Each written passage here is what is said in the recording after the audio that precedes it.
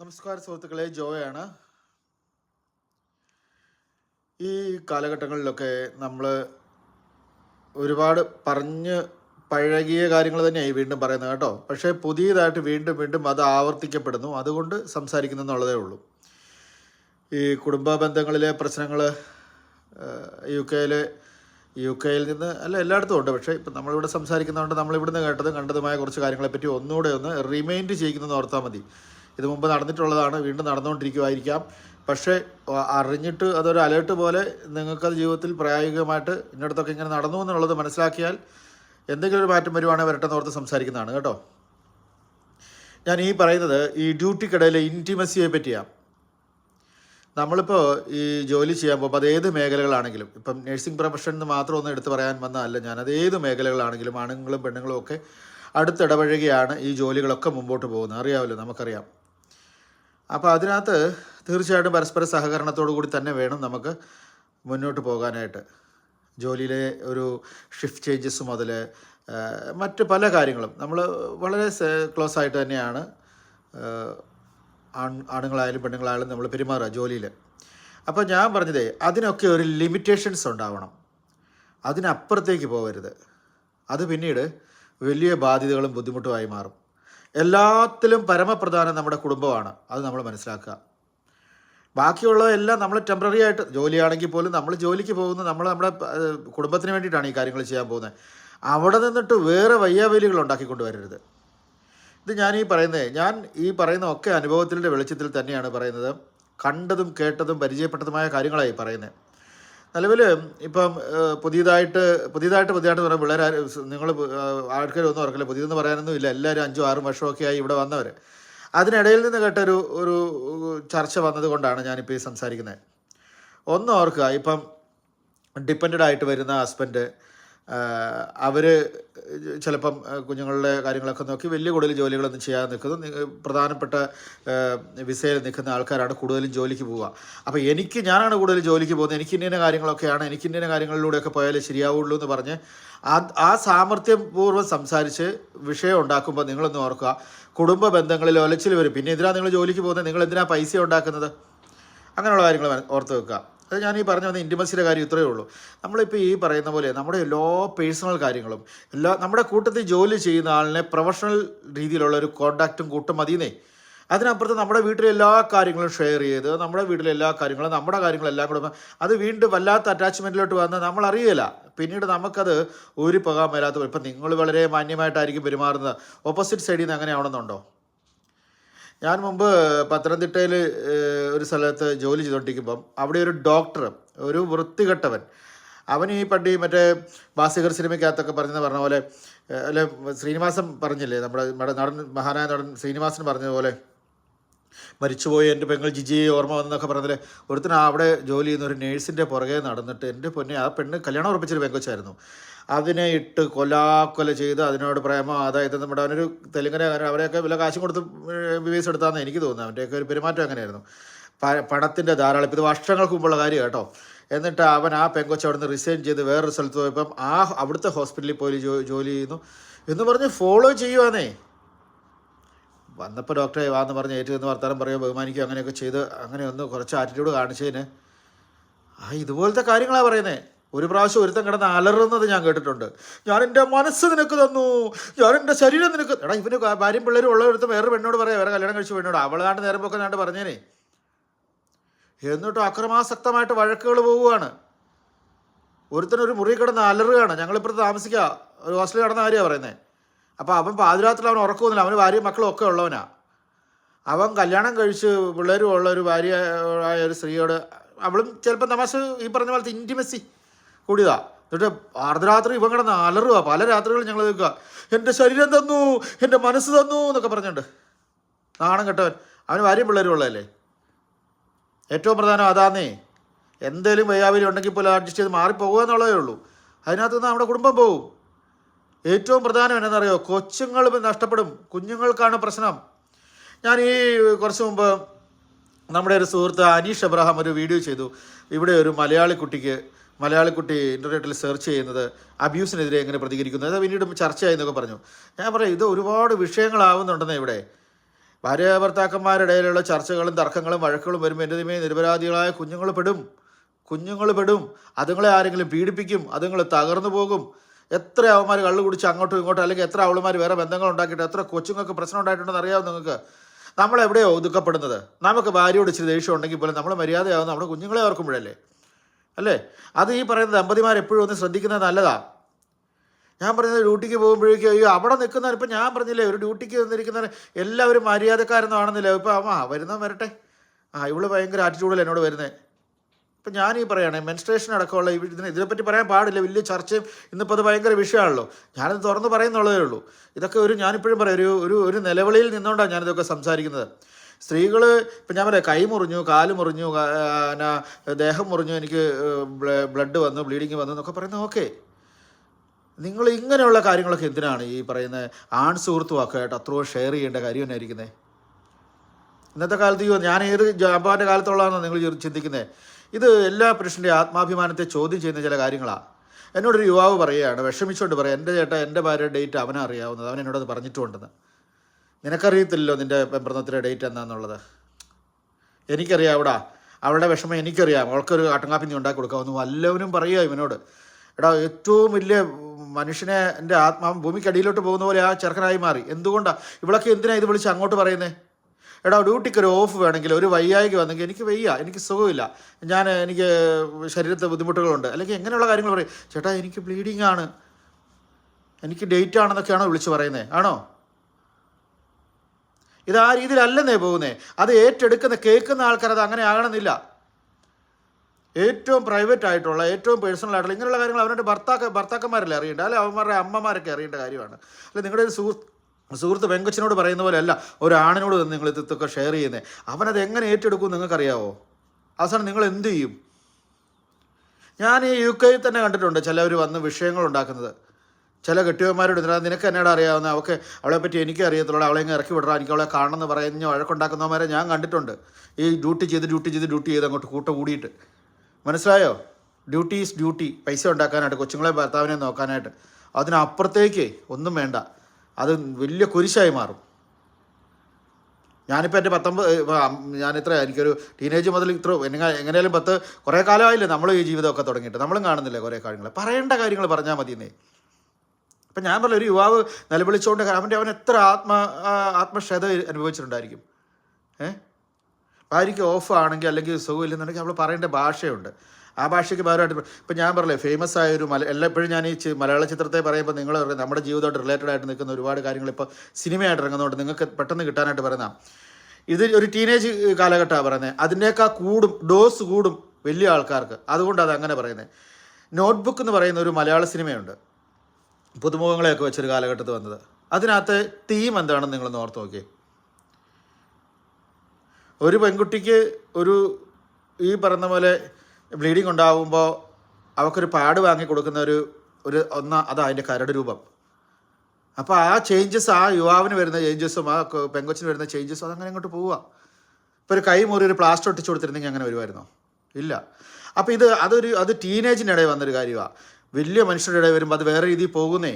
നിങ്ങൾ എന്തിനാണ് ഇങ്ങനെയുള്ള കാര്യങ്ങളൊക്കെ പറയാൻ നിൽക്കുന്നത്? അത് ഈ വാക്കുകൾ ഉപയോഗിക്കുന്നത് എന്തിനാ അങ്ങനെയുള്ള കാര്യങ്ങൾ വെക്കുന്നത്? ഞങ്ങളൊക്കെ ഞാൻ പറഞ്ഞില്ല, നമ്മൾ കണ്ട ലോകം നിങ്ങൾ ഉദ്ദേശിക്കുന്നതൊന്നും അല്ല. സ്ത്രീകളിപ്പം നമ്മളെ നാളെ വിമർശിക്കുമായിരിക്കും ആളെന്തേ പറഞ്ഞ വെച്ചിട്ടുണ്ട്. ഞാൻ പറഞ്ഞത് വളരെ കറക്റ്റായിട്ടുള്ള കാര്യങ്ങളാണ്. അടുത്ത മാസം ആ ഡേറ്റിൻ്റെ സമയത്തിന് മുമ്പ് ഇവിടെ കട്ടൻ കാപ്പിയൊക്കെ ആയിട്ട് ആൾക്കാർ നിൽക്കും. ചില ആൾക്കാർ അങ്ങനെയുള്ളവരുണ്ടെന്നേ. ഞാനിതാ പറഞ്ഞ പത്തനംതിട്ടയിൽ ഒരു ഡോക്ടർ കാണിച്ച വൃത്തികേട് അടക്കമുള്ള ഈ UK വന്ന് ഇങ്ങനെ കാണിച്ച കുടുംബം തകർക്കുന്ന വിഷയങ്ങൾ, ആവശ്യമുള്ള കാര്യങ്ങൾ സംസാരിച്ചാൽ മതി. അതുപോലെ ഹസ്ബൻഡ് ആൻഡ് വൈഫിനിടയിലുള്ള വഴക്കുകളില്ലേ, ഈ വഴക്കുകൾ നിങ്ങൾ വഴക്കുണ്ടാക്കാത്ത ലോകം എവിടെയുള്ളത്? വഴക്കുണ്ടാക്കി കഴിഞ്ഞിട്ട് നിങ്ങൾ തന്നെ ഹീൽ ചെയ്താൽ മതി. അത് ഹീൽ ആയിക്കോളും. ഭാര്യയും ഭർത്താവും അല്ലേ? അത് ഈ ആണിനോട് ചെന്ന് പറയാൻ നിൽക്കണ്ടെന്നേ. എത്രയോ അവന്മാർ അവർ ഈ ആക്സസ് കൊടുക്കും, അവർ ഫ്രീയാ. ഇപ്പം ഈ പെണ്ണുങ്ങൾ ചിന്തിച്ചു പോകുന്നൊരു കാര്യമോ, ഇയാൾ എത്ര മാന്യൻ, ഇയാൾ ഒന്നിനും നോ പറയത്തില്ല. ഇങ്ങനെയുള്ള ആൾക്കാർ ഒന്നിനും നോ പറയത്തില്ല. ഇവർ ഈസി ആക്സസ്സാണ്. ഇവർ ഡോർ ഓപ്പൺ ആണ് ഇവരുടെ. എന്താ പ്രശ്നം, എന്താ വേദന, എന്നാ വിഷമം, എന്നാന്ന് ചോദിച്ചുകൊണ്ട് നിൽക്കുന്ന മനുഷ്യരാണ്. അത്രത്തോളം വരികയല്ല ഹസ്ബൻഡിന് ദേഷ്യമാണ്. പുറം വേദനയാണോ കാലുവേദനയാണോ എന്ന് എപ്പോഴും അവൻ ചോദിച്ചുകൊണ്ടിരിക്കത്തില്ല.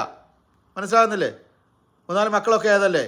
നിങ്ങൾ കാര്യങ്ങൾ 4-5 മക്കളൊക്കെ അല്ല 2-3 മക്കളൊക്കെ ഉണ്ട്, നിങ്ങൾ കാര്യങ്ങൾ കൊച്ചു പെങ്കൊച്ചൊന്നും അല്ലല്ലോ, കാര്യങ്ങൾ അങ്ങനെയൊക്കെ പോട്ടെന്നല്ലേ അവർ ചിന്തിക്കുകയുള്ളൂ. അവർക്ക് അവരുടേതായ തിരക്കുകളുണ്ട്. അപ്പോൾ ഇവിടെ കാപ്പിയും കൊണ്ട് നിൽക്കുക, ഡേറ്റ് ഓർത്ത് വെച്ചിട്ട്, ബ്ലീഡിങ് ഡേറ്റ് ഓർത്ത് വെച്ചോണ്ട്. മനസ്സിലായോ? അങ്ങനെയുള്ള നൂലാമലയിലോട്ട് ചെന്നിട്ട് ഭർത്താക്കമ്മ ഈ തൊടുപുഴയിൽ ഒരുത്തിന് ഒരു പെണ്ണ് ഹസ്ബൻഡും വൈഫുള്ള അടുത്ത് ഒരുത്തം കൂട്ടുകൂടി വന്ന് അവൻ ആ ഭർത്താവിനെ അവളുടെ കൂടെ കൂടി കൊന്ന് ആ കൊച്ചുങ്ങളെ തലക്കടിച്ച് കൊന്നില്ലേ? ഇല്ലേ? എത്ര കൊച്ചുങ്ങൾ അനുഭവിക്കുന്നുണ്ടത്, എത്ര കൊച്ചുങ്ങൾ അനുഭവിക്കുന്നുണ്ട്. ആവശ്യമുള്ള കാര്യങ്ങൾ ചെയ്താൽ മതി. പിന്നെ ഈ പറയുന്ന പോലെ കുറേ തൈക്കളവിമാർ ഇറങ്ങിയിട്ടുണ്ട്. ഇവളുമാരുടെ കെട്ടിയവന്മാർ ഒതുങ്ങി നിൽക്കുമ്പോഴേക്കും ഇവളുമാർ ഈ ഇടയ്ക്ക് വന്ന ചെറുക്കന്മാരോട് മുഴുവൻ 10, 40, 35 വയസ്സുള്ള ചെറുപ്പക്കാരോട് മുഴുവൻ 40-ാം വയസ്സിലെ പ്രണയമെന്നൊക്കെ പറഞ്ഞ് ഇങ്ങനെ ഇറങ്ങിയിരിക്കുകയാണ്. ഈ തൈക്കളവിമാർക്കൊക്കെ എന്നാ പറ്റിയ? ഇവളുമാരൊക്കെ കുടുംബം നല്ലപോലെയാണോ പോകുന്നത്? കർത്താവിനെ പ്രാർത്ഥിക്കുന്നവരാണോ? ഭാര്യയും കുടുംബമൊക്കെ സമാധാനത്തിൽ ജീവിക്കുന്നവരാണോ? അവർക്ക് ഇങ്ങനെയുള്ള കാര്യങ്ങളിൽ തീർത്താൽ മതി. ചോര നീരുള്ള നിങ്ങളുടെ ചോര നീര് ഊറ്റിയെടുക്കാൻ വേണ്ടി വരുന്ന ആ കാര്യത്തിന് വേണ്ടി മാത്രം പറയുന്ന 40-ാം വയസ്സ് ഇനി എന്തോന്ന് പ്രണയോടാ? പിള്ളേരും മക്കളും ഒക്കെ ആയിടാ. ഭാര്യയും മക്കളും കുടുംബവും ഇനി എന്തോന്ന് പ്രണയം? ആരെയും ആത്മാർത്ഥത്തോടെ നമുക്ക് പ്രണയിക്കാൻ പറ്റുമോ? ഭാര്യയും കുഞ്ഞുങ്ങളും ആയിക്കഴിഞ്ഞാൽ നമുക്ക് പ്രണയിക്കാൻ പറ്റുമോ? നമ്മുടെ കൂടെ ഭാര്യയും മക്കളും കൂടെ ഇരിക്കുമ്പോൾ നമുക്ക് വേറൊരാൾ ഒരു 40-ാം വയസ്സിൽ ഒരു പ്രണയവും ഇല്ല, നടക്കുകയില്ല. നമ്മൾ പ്രണയം എന്ന് പറയുമ്പോൾ ഹൃദയപൂർവ്വം ചങ്കിനകത്തുനിന്ന് വേണ്ടേ പ്രേമിക്കാൻ. നീ എവിടെയാ, നിന്നെ കാണാൻ എനിക്ക് വിഷമാണെന്ന് പറയണമെന്നുണ്ടെങ്കിൽ ചങ്കിനകത്ത് അവർ തന്നെ ആയിരിക്കട്ടെ. അതാണോ? അപ്പോഴൊരു കോൾ വരിക, മെസ്സേജ് വരിക, എവിടെയാ ഭക്ഷണം കഴിച്ചു എന്ന് വൈഫിൻ്റെ മെസ്സേജ് വന്നാൽ തീർന്നില്ല ആ പ്രണയം. അവരെന്ത് ചെയ്തു? വൈഫും എന്ത് ചെയ്തു? അവരെന്ത് ചെയ്തു? അപ്പം നമ്മൾ അവരോട് കടപ്പാട് ഓർത്ത് പോരുമേ, അവർ നമ്മൾ ഇതുപോലെ നോക്കുന്ന ശ്രദ്ധിക്കുന്ന. അപ്പം ചങ്കിനാന്ന് പ്രേമിക്കാൻ പറ്റുമോ? ഈ 40-ാം വയസ്സിലെ പ്രണയം നിങ്ങൾ പറയുന്നതുകൊണ്ടാ. കൊച്ചുങ്ങൾ അതിനിടയ്ക്ക് വന്ന് അപ്പോൾ ഇത് ഇന്നൊരു കാര്യമുണ്ട് കേട്ടോ, നമുക്ക് ഇന്നടുത്ത് പോകണമെന്ന് പറയുമ്പോൾ 40-ാം വയസ്സിലെ പ്രണയം ഓർത്തുകൊണ്ടിരിക്കുക. 2 കൊല്ലത്തെ കാലം ഞാൻ നടക്കുകയല്ലെന്നേ. ചെറുപ്പക്കാർ ഈ ഇടയ്ക്ക് വന്നവരോട് ഞാൻ പറയുന്ന, ചുമ്മാ പറയുന്ന നിങ്ങളോട്, ഇവരുടെ അത് തീർക്കാനായിട്ട് അവളുമാർ നിങ്ങളെ ഇളക്കുന്നതാണ്. 40-ാം വയസ്സിലെ പ്രണയം നിങ്ങളുടെ കുടുംബം തകർത്ത് കളയൂടാ. ഇവളുമാരൊക്കെ എല്ലാം സെറ്റിലായി കഴിഞ്ഞിട്ട് നിങ്ങൾക്ക് കാര്യങ്ങൾ കിടക്കുമല്ലേ? ഇനി കൊച്ചുങ്ങളെ വളർത്തണ്ടേ? വെമ്പർനോത്തിയോട് ഇത് വേണ്ട. നിങ്ങളുടെ വെമ്പർനോത്തി പറഞ്ഞാൽ സമ്മതിക്കുമോ? ഭാര്യ പറഞ്ഞാൽ സമ്മതിക്കുമോ? ഈ തൈക്കളിമാരുടെ കൂടെയൊക്കെ 40-ാം വയസ്സിലെ പ്രണയം അത് എന്ന് പറഞ്ഞിട്ട് പോകുന്നത്? ഒരു കാര്യവും ചെയ്യരുത്. ഒരു ആവശ്യമില്ലാത്ത ഒരു ഇൻറ്റിമസിക്കും പോകരുത്. നുണ പറയുന്ന അവളുമാർ. എനിക്ക് പേരെടുത്ത് പറയാനറിയാം, ആരാന്നൊക്കെ എനിക്കറിയാം. മര്യാദക്കിരിക്കുക. അന്തസ്സുള്ള പിള്ളേർ അവർ കുടുംബമായിട്ട് വന്ന് അവർ ടിക്ടോക്കും കാണിച്ച് അതും കാണിച്ച് ഇതും കാണിച്ച് അവർ സന്തോഷമായിട്ട് നിൽക്കുന്നത് എന്ത് സൂക്കേടാ, എന്ത് വിഷമമാണ്. അവന്മാരെ ഇളക്കി ഇങ്ങോട്ട് കൊണ്ടുവരും. എന്നിട്ട് ആ കുടുംബം തകർത്ത് ഭാര്യനെ ഒരു വഴിക്ക് വിട്ട് കൊച്ചുങ്ങളെയും തകർത്ത് കഴിഞ്ഞാൽ കുഞ്ഞുങ്ങൾ നഷ്ടപ്പെടുന്ന, കുഞ്ഞുങ്ങളുടെ ഭാവി നഷ്ടപ്പെടും. അതുങ്ങളൊന്ന് ഓർത്ത് നോക്കി. നമ്മൾ അപ്പനും അമ്മയും ഇല്ലെങ്കിൽ അതുങ്ങളുടെ ഒരു ഏകാന്തത, അതുങ്ങളുടെ ഒരു ലോകം എന്താ, അവരെ ആരെങ്കിലും നശിപ്പിക്കാനും നിങ്ങൾ ഇതിനകത്തൊക്കെ ഒന്ന് കണ്ടു നോക്കണം. എൻ്റെ ദൈവമേ, എന്തോരം കൊച്ചുങ്ങളെ. കഴിഞ്ഞ ദിവസം ഒരു 3 പഠിക്കുന്ന ഒരു കൊച്ചിനെ ഒരു വലിയ മനുഷ്യൻ കയ്യെ പിടിച്ചുകൊണ്ട് പോകും. അവൻ പീഡിപ്പിക്കപ്പെടുന്നു. ഇവൻ എന്നാ പീഡിപ്പിച്ച ആ കൊച്ചിനെ, ഒരു കുഞ്ഞു കൊച്ചിനെ. നിങ്ങളെപ്പോഴും ഓർക്കേണ്ട ഒരു വിഷയമാണ് അത്. അപ്പം ഇങ്ങനെയുള്ള വിഷയങ്ങളൊക്കെ ഉണ്ട് എൻ്റെ സുഹൃത്തുക്കളെ. പിന്നെ എന്നാ പറയുന്നത് ഈ ഡ്യൂട്ടി പിന്നെ എടാപോടാ വിളി. ഈ എടാപോടാന്ന് വിളിക്കരുത് വൃത്തികെട്ട പെണ്ണുങ്ങളെ. വിളിക്കുന്നവളമാരെ വൃത്തികെട്ടെന്ന് പറഞ്ഞ് നിങ്ങൾ എടാപോടാന്ന് ആണുങ്ങളെ വിളിച്ച് പഠിക്കാതെ പേര് വിളിക്ക്. ഞാൻ കുറേ കാലമായിട്ട് കുറേ ആളുകളെ ഒന്നും ഞാൻ കോൺടാക്ട് ചെയ്യാറില്ല. എന്നെ എടാന്നൊക്കെ വിളിച്ച ആൾക്കാരെ ഞാൻ വിളിക്കാറില്ല തിരിച്ച്. എനിക്കിഷ്ടമില്ല. എന്നെ ആണുങ്ങൾ പോലെ ഇടാന്ന് വിളിക്കുന്നത് എനിക്കിഷ്ടമില്ല. പിന്നെയാണോ പെണ്ണുങ്ങൾ? നമുക്കൊക്കെ ഇത്രയും പ്രായമാണ്. നമ്മുടെ ചെറുപ്പക്കാരനാണോ? കൊച്ചാണോ? എടാന്ന് വിളിച്ച് പഠിക്കണ്ടെന്നേ. നമ്മൾ പിന്നെ മോനെ നിന്ന് വിളിക്കുമായിരിക്കും അത്രയും കുഞ്ഞുങ്ങളെ. അല്ല നമ്മുടെ അത്ര പിന്നെ വേണ്ടപ്പെട്ട ബന്ധുക്കളോ അല്ലെങ്കിൽ എൻ്റെ അമ്മയോ സഹോദരങ്ങളോ പോലെയാണോ നിങ്ങൾ ഈ ഡ്യൂട്ടി കടയിലൊക്കെ വന്നിട്ട് എടാന്ന് വിളിക്കുന്നത്? അവൻ്റെ ഭാര്യയ്ക്ക് ബുദ്ധിമുട്ടാന്ന്. നിൻ്റെ ഭർത്താവിൻ്റെ മുന്നിട്ട് എടീന്ന് ഇവൻ വിളിച്ചാലോ? അല്ലെങ്കിൽ നിൻ്റെ ഭർത്താവിനെ ഈ എടാന്ന് വിളിക്കുന്നവൻ്റെ ഭാര്യ വന്ന് വിളിച്ചാലോ? ഇത് ഞാൻ ഇന്നാളും പറഞ്ഞ വീഡിയോ ആണ്. ഒരുപാട് പിള്ളേരെ അപമാനിക്കുകയാണ്. ഹെൽത്ത് കെയർ അസിസ്റ്റൻറ്റുമാരൊക്കെ ആയിട്ട് ജോലി ചെയ്യുന്ന പിള്ളേർ, അവർക്ക് എഡ്യൂക്കേറ്റഡ് ആയിട്ടുള്ള പിള്ളേർ എവിടെയുള്ളവർ പലരും. നേഴ്സുമാരൊക്കെ അവളുമാരെ വിളിക്കുന്ന എടാന്ന് വിളിച്ചിട്ടാ. തിരിച്ചു നല്ല തെറി പറയടാ നിങ്ങൾ. എന്തിനാ അവളുമാരെ ഇത്ര പേടിക്കുന്നേ? എന്ത് അപമാനം അത്? ഇവിടെ ഈ ഇടയ്ക്ക് വന്നിരിക്കുന്നവർ എല്ലാവരും കൊച്ചുങ്ങളൊക്കെ ആയിട്ടുള്ള എല്ലാവരും 10, 35, 38 വയസ്സ് 40 വയസ്സൊക്കെ ഉള്ള മനുഷ്യരാണ്. എന്തിനാ എടാന്ന് വിളിക്കുന്നവരെ? പേര് വിളിക്കത്തില്ലേ? എടാന്ന് വിളിക്കാൻ നീ നിൻ്റെ മടിയിലിരുത്തി വളർത്തിയതാണോ? നിൻ്റെയൊക്കെ എടാ എങ്ങോട്ടാണ് പോകുന്നത് എല്ലാവർക്കും മനസ്സിലാവും. നിൻ്റെയൊക്കെ 40-ാം വയസ്സിലെ പ്രണയം, നിൻ്റെയൊക്കെ എടാവിളി, നാണമില്ലാത്ത പരീക്ഷകൾ ഇറങ്ങിയിരിക്കുന്നു. അതുപോലെ പെണ്ണുങ്ങളോട് ഞാൻ പറഞ്ഞ ആവശ്യമുള്ള കാര്യങ്ങൾ പറഞ്ഞാൽ മതി. ഇൻറ്റിമസി കൂടുന്നു. ബ്ലീഡിങ് ആ ചേട്ടാന്നൊന്നും അല്ല പറയേണ്ടത്. മനസ്സിലാവുന്നുണ്ടോ? എന്നിട്ട് അവസാനം അവൻ വരും, കെട്ടിയവൻ പാവം ഇരിക്കുന്നവൻ്റെ തലയടിച്ച് പൊട്ടിക്കാനും അവനെ കൊന്നു കളയാനും. അപ്പോഴേ നീയൊക്കെ പഠിക്കുകയുള്ളൂ. നടന്നുകൊണ്ടിരിക്കുന്ന കാര്യങ്ങളിൽ നിന്ന് തന്നെയാണ് ഈ പറയുന്നത്. ആവശ്യമുള്ള കാര്യങ്ങൾ പറ. കുടുംബജീവിതം ഒന്ന് മുന്നോട്ട് കൊണ്ടുപോകണേ വലിയ ബുദ്ധിമുട്ടാണ് ഇവിടെ. ഏതൊക്കെ രീതിയിലാണ് പ്രലോഭനങ്ങളും പ്രശ്നങ്ങളും ഉണ്ടാകുന്നത്. അതിനിടയിൽ ഇങ്ങനെയുള്ള കുറേ കാര്യങ്ങളും കൊണ്ട് വന്നിരിക്കുന്നത്. ഇപ്പോൾ ഇടാപെടാന്ന് വിളിക്കുന്ന സ്ത്രീകളോട് ഞാൻ പറയാം, നിങ്ങൾക്ക് എന്ത് മാന്യതയുണ്ട്? നിങ്ങൾക്ക് നാണമുണ്ടോ? നിങ്ങൾക്ക് മാനമുണ്ടോ? നിങ്ങളെന്തിനാ ഒരു 10-40 വയസ്സ് അല്ലെ 35 വയസ്സുള്ള ചെറുക്കന്മാരെ കയറി ഇടാന്ന് വിളിക്കുന്നത്? എന്തിനാ? അവന് ഭാര്യയും കൊച്ചുങ്ങളും ഉള്ള ഒരാളെ നിങ്ങളെന്തിനാ അവൻ്റെ അന്തസ്സ് കിടത്തുന്ന പോലെ അവനെ ഇടാന്ന് വിളിക്കുന്നത്? നിങ്ങളുടെ ജോലിയുടെ മിടുക്കൊണ്ടാണോ? ആണോ? ആ പിള്ളേരോട് ഞാൻ പറയാം, വല്ലാത്ത രീതിയിൽ പ്രതിഷേധം പ്രകടിപ്പിക്കണം.